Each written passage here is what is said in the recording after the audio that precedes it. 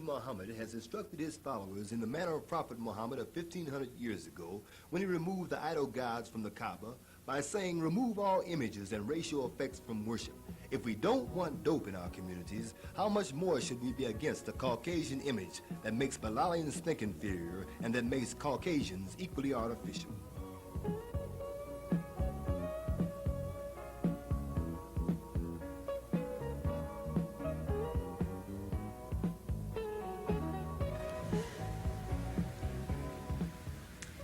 Good evening. My name is Sandra El-Amin. I would like to welcome you to our program. Tonight's discussion will focus on the nature and scope of the C.R.A.I.D movement. We have with us as our guest tonight, first, Mr. Stanley Mohammed, who is the Regional Director of the C.R.A.I.D movement. Also visiting with us, we have Mr. Richard Harris, who is the Director of the Kirkwood Mental Health Facility. And also visiting with us, we have Imam Furqan Mohammed of the American Muslim Mission. We'd like to welcome all of you gentlemen to our discussion. Glad to be here. Okay, we want to open up with Mr. Stanley Mohammed, who is the Regional Director, and we would like for him to tell us exactly what is the C.R.A.I.D Committee and what is this movement all about. Well, the C.R.A.I.D Committee is the committee to remove all images that attempt to portray the divine. And the name of the committee actually tells you what is the work of the committee, what the committee really actually intends to do, the name itself. Has this committee been around a long time, or is this a recent development in our community? When did it start, and who initiated it? Well, yes and no. The C.R.A.I.D movement, we can say, started back during the time of Prophet Abraham, who, during the course of his lifetime, was seeking to find something to worship. And after becoming frustrated at looking at creation and understand that creation is not the thing that he should worship, but is the creator of creation, then we say that the C.R.A.I.D movement started during his time. But it was advanced during the time of Prophet Muhammad. May the peace and blessings of Allah be upon him. And Prophet Muhammad was successful in ridding the idol worship among the Arabs of 1500 years ago in Arabia, who had approximately or over 360 different idols that they worship at that time. And here recently in America, C.R.A.I.D was instituted or created as an institution by our leader, Imam W.D. Mohammed, in 1977. Also, I would like to add, as Muslims and members of the American Muslim Mission, we don't believe that C.R.A.I.D is something that we created ourselves, but we see C.R.A.I.D as a movement that is in the Bible that starts in Genesis and goes all the way to the book of Revelation. So we don't believe that we're teaching some contradictory or contrary to the church philosophy or doctrine. We believe that what we are teaching is in accordance with the Bible, the removal of all images that attempt to portray the divine. Okay, Imam Mohammed, can you explain to us exactly how it is that you go about your mission of removing images that portray the divine? What activities are you involved in? Okay, first, we try to sit down and meet with different ministers and send them letters of recognition. After we have met with them and have written letters to them, we begin to go out into the community in front of the churches in a very respectful manner with our signs in dealing with the removal of racial images. We appear on talk shows, both radio and television talk shows, and we also have been guest speakers in many of the churches in explaining what C.R.A.I.D is all about. We believe that once any sincere person who believes in God understands C.R.A.I.D, that he will work with it.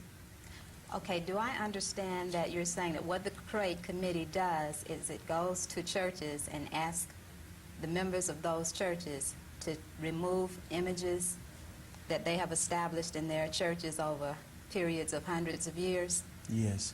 Now, we don't first appear in front of the church. We first meet with the leadership, and afterward, if there's a need to walk in front of the church, we will do it. But your purpose is to get all churches to remove images.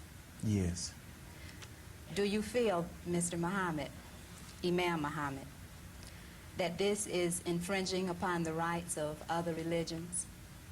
No, because first of all, you don't have to go to church at all in America to be affected by the image. So we feel that the image is not confined to the church. It's everywhere. So we don't feel that we're infringing upon anyone's right, especially when their own book condemn what they are doing. And there are many places in the Bible, and especially in the books of Exodus. And in the books of Exodus is where we find the 10 Commandments. And one of those commandments, God said that you should take down, dealing with the images, the removal of the images, that thou shalt have no other God but me, that he's a jealous God. And we believe that the original church, if you do any study in history, the original church had no images at all. So the image is a thing that came later. So we are telling the Christian that they need to correct their religion, because that's not the way it began.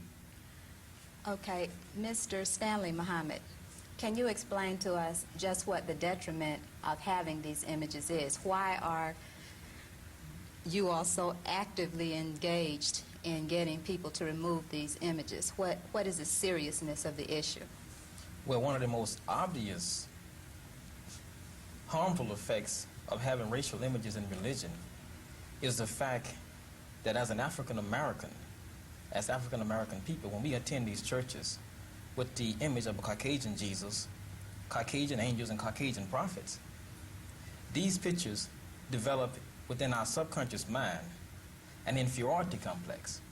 And on the contrary, when the Caucasian people look at these very same images, it develops an artificial sense of superiority within their subconscious mind. And we are never going to be able to bring the two races together in harmony unless we begin to remove these images, which is helping to perpetuate this kind of conflict between the two races. Okay, I think that now we're going to move into some street scenes of some of the actual work of the C.R.A.I.D Committee. Yes, let me make a comment on that. The street scene was there at Ebenezer Baptist Church there on Auburn Avenue here in Atlanta. And I talked with the pastor prior to us walking in front of the church. And in my dialogue with the pastor, we had a very, very interesting conversation. But we didn't come to an agreement in terms of whether or not the images should remain there or whether or not he should remove them. Anyway, the pastor, he was in agreement with C.R.A.I.D when we say that we should remove the Caucasian image, but he was in disagreement with C.R.A.I.D when we say we should remove the African American images also. So Pastor Roberts, in my dialogue with him, he was very emotional, and at one point when he really got angry with me and making reference to certain things that he didn't agree with. But we went ahead and walked in front of the church because the pastor, he informed me that the church was going to renovate in about 2 years.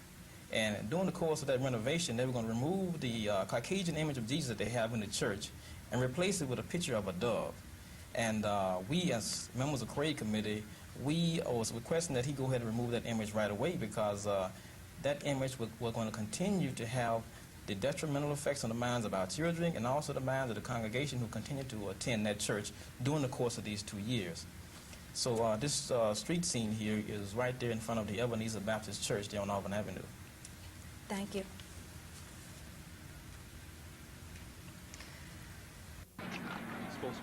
Okay. What was C.R.A.I.D's initial response when he found that this church was displaying a racial image? Sent letters out to Reverend Roberts here at Ebenezer Baptist Church, informing him about the C.R.A.I.D movement, about our efforts in terms of removing all racial images from worship because of the psychological effects, the damaging psychological effect that they have on the minds of African Americans and also all American people. And in our interview with Reverend Roberts, he refused to really try to understand exactly where we were coming from. And he did tell us that the church was in the process of renovating in about 2 years. And during the course of that renovation, that they were going to remove the image that they have in their church and replace it with a dove. But our point is that why should we wait for 2 years before we remove an image? That means that there's 2 more years of the image that they have in the church. They're going to continue to affect the minds of the people going there. They're going to continue to affect the minds of the children there. And we were appealing to him to go ahead and remove that image as soon as possible. What do you expect the impact of the C.R.A.I.D movement will have throughout the nation? And the second question is this the only church you are concerned about having a racial image, or are there others as well? And you just intend to carry this across the nation, or you feel that this will have a political impact everywhere? Yes, sir. It is for all churches in the southern area and also all across America. But we have a special concern for Ebenezer, because Ebenezer is a church that has international recognition. And we feel that if this church take the first step in removing that image, then there are many churches all over the country will follow suit because of the significance and influence that this church has over many of the African-American people all over the country. What are C.R.A.I.D's methods of promoting the removal of racial images, and how long will you continue your appeal at this particular church? Well, we have workshops right over here at the Martin Luther King Community Center. We had one yesterday evening. And we're going to continue to walk in front of the church with our signs, appealing to the congregation, seeing to it that they understand our concerns. Since the pastor here refused to listen to what we have to say, then we're appealing to the congregation to see if they understand what we have to say and make sure that they understand our concerns. Well, tell me, what has been the minister of this church's response as to...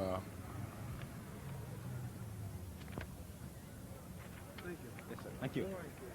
As I was saying, what has been the minister of this church's response as to the removal of this Caucasian image? And how does he justify not removing it? Is it... Well, there was one thing that he said in my interview with him. He said that he can understand our point of view in removing a Caucasian image in a church where African Americans attend. But he don't understand why we're requesting to remove all images. He said that we should at least have an African American Jesus, you know, because he don't see no sense in us removing all images.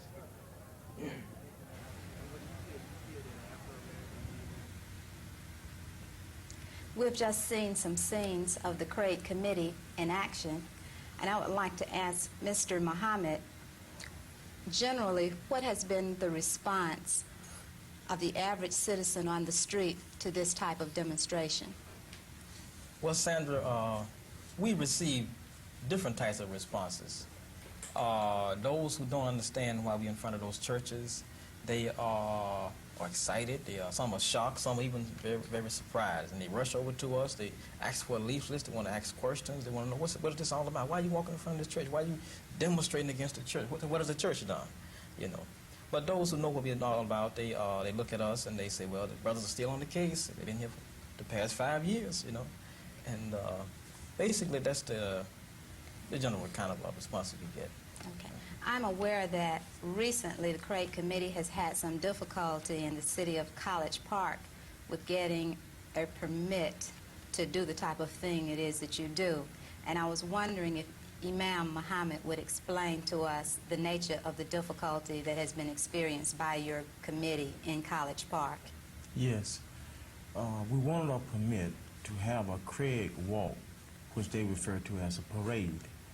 And in having a C.R.A.I.D walk, we use the street. We use a main street, a very popular street. And we usually do it around midday in our major C.R.A.I.D walk that we've been having throughout the United States. And in pursuing a permit in College Park, they told us that we could use the sidewalk. And that's not our normal procedure, so we rejected that. And they told us that we could not have a permit to have a C.R.A.I.D walk on the main street in College Park. And they justified by saying that they had also denied the Ku Klux Klan their right to have that walk. Were you given any specific information as to why you could not have the walk, or you were just told that you couldn't have the walk because the Ku Klux Klan could not have one? They offer us security, so many police officers. They told us that if we had to walk, that definitely we would have to pay for the other security officer. They didn't want us to have it at 12 noon. Everything that we wanted, they tried to get us to compromise. Like I said, the last result was we could have it on the sidewalk, and that's not enough room to do what we wanted to do. And we were willing to show them slides or film or how we had did it in major cities like D.C., New York, California, because this is not something new. It's new to the city of College Park. But if they would go into our record, they would see that it's never any violence. It's always peaceful. And the mayor of those cities always welcome us. And really, it's a contribution to the city. Was this the first obstacle you have encountered in having these walks? Yes, ma'am. It is the very first obstacle that I know of for this particular region. Okay, I'm told that if you had been anticipating using an automobile, that you could have gotten a permit. Is that true? No, that's not true. But it was reported that way Yes. in one of the local papers. That's another problem that we have, is that the media have always given a wrong image of not just the C.R.A.I.D Committee, but the religion of Al-Islam and Muslim in general. So I'm not a bit surprised of them putting that in the paper in that way. And it's unresolved, and we hopefully, if it be the will of God, to still have a C.R.A.I.D walk in College Park. So we have not given up in faith in having that particular C.R.A.I.D walk in College Park.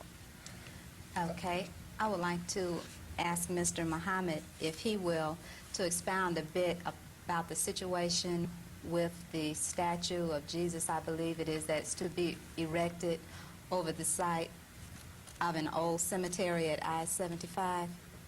Yes, Sandra, what actually happened was that the Georgia Department of Transportation was in the process of expanding the expressway, I-75, and when they reached the Cleveland Avenue area, they discovered a cemetery where some African Americans were buried. And they condemned the cemetery and began to dig up the bodies and move the bodies. So what happened was the relatives of those deceased people who were buried there filed a suit against the Department of Transportation and the court, and it was taken to court. And through the case, they come to an agreement between the Department of Transportation and the African Americans who had people buried there that they should have some kind of memorial there in the cemetery to be used as a religious artifact for the cemetery. Okay, I understand that the American Civil Liberties Union is also filing suit against the Department of Transportation. Is their argument the same as the C.R.A.I.D Committee? Have you joined forces with them, and are you pursuing this effort? Is this a joint effort? Okay, first of all, let me explain why the ACLU was filing suit. They're filing suit because the Department of Transportation is using state funds, and they also are erecting the statue on state property. And in the country, in the United States of America, where we have the separation of church and state, it's against the law for them to do that. Okay, but we, as the C.R.A.I.D Committee, the reason why we are in opposition to the erection of that statue is because it infringes upon our rights to worship God according to the dictates of our conscience, which is stated in the Georgia State Constitution called the freedom of conscience. But the American Civil Liberties Union is taking it from a different perspective. Okay, so you have different perspectives, but you're both working to prevent having the statue erected. Yes. And I understand that in addition to the statue being erected, there will also be an obelisk erected also that will serve as a monument. And a lot of people are saying that this obelisk is sufficient in itself to demark the location of the cemetery. And then there's other groups who are saying, I believe one of the local residents of a local community group is saying that that group feels that it is detrimental to the image of the African Americans living in that community. to have that Caucasian statue of Jesus erected, and I would like to ask Mr. Harris what his opinions on that issue are. Well, it gets into a lot of self-concept, self-esteem kinds of issues.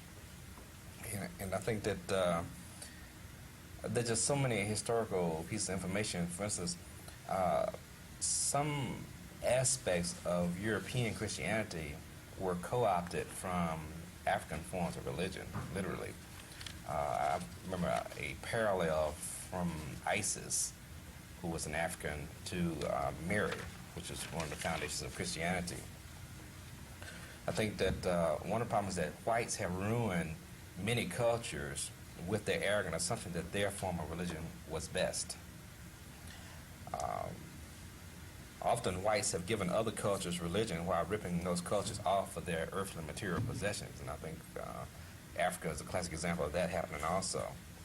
I think one thing we have to be aware of is that the media, particularly the American media, has a long history of yellow journalism, whereby they try to character assassinate any person or any organization that is not supportive of white supremacy. So there are many instances of this from Marcus Garvey all the way up to the present, and particularly in terms of the media's response to C.R.A.I.D activity. So it gets into a whole lot of self-esteem, image kinds of issues. So then you feel that all of these groups and organizations who are joining together to have this statue banned and not erected, you feel that they are all on the right track? I think so, just in terms of you have to fiercely protect your positive self-image from intrusion by others, and I think that's what they're trying to do. Oh, what about the Caucasians in the community? Also, one journalist had mentioned that no one is concerned about the Caucasians in the community who feel that the statue should be erected because it represents their religious belief.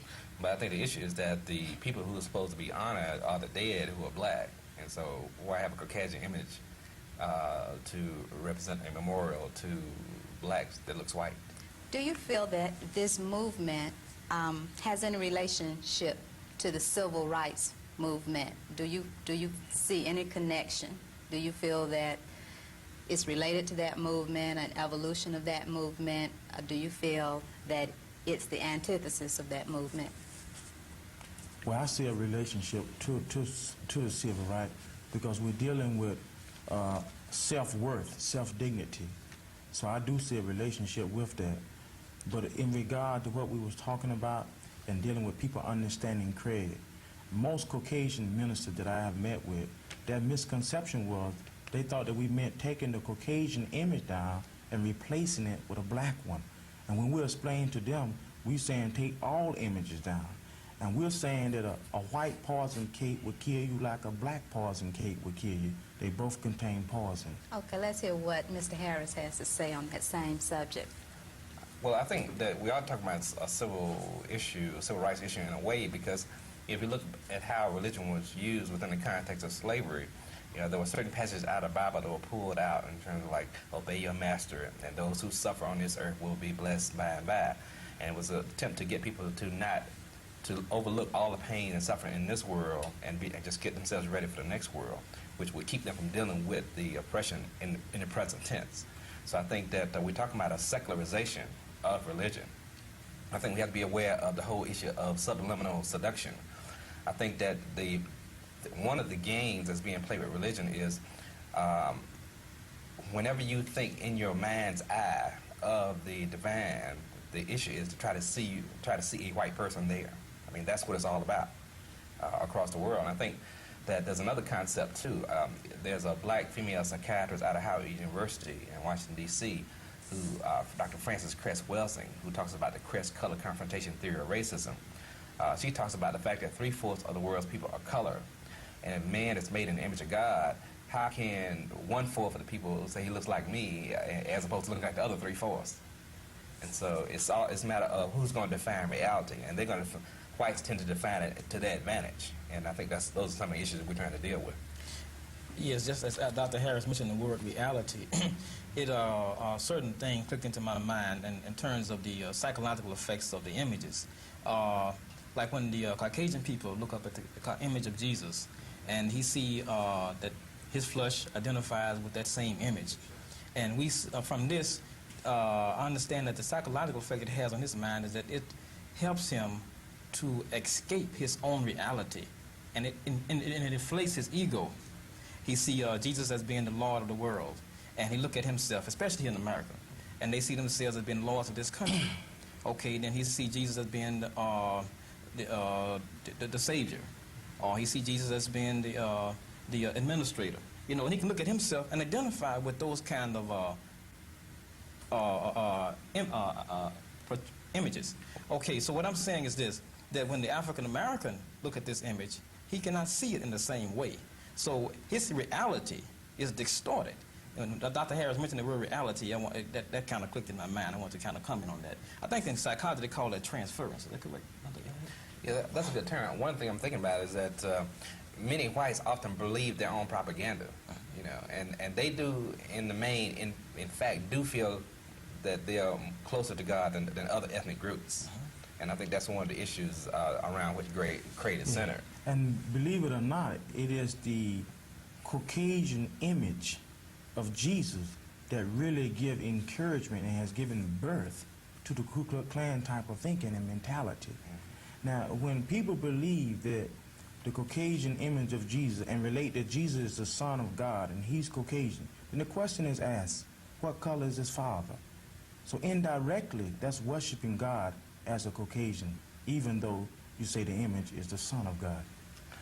Okay, in your dialogue with local ministers, have you received any active support, especially from those members or ministers who have from time to time been actively involved with the civil rights movement? We have had ministers to actually take the images down. We have had people of the congregation to put pressure on the minister himself to agree with us that the image should come down. And in dealing with the different ministers that I myself have met with from time to time, I've had some ministers to even say, yes, you are right, but man, if I take that image down, my congregation will be against me.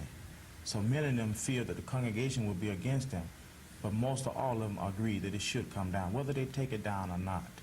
Okay, gentlemen, we would like to thank you for your comments tonight. I hope you have enjoyed our program. Thank you. Surely have.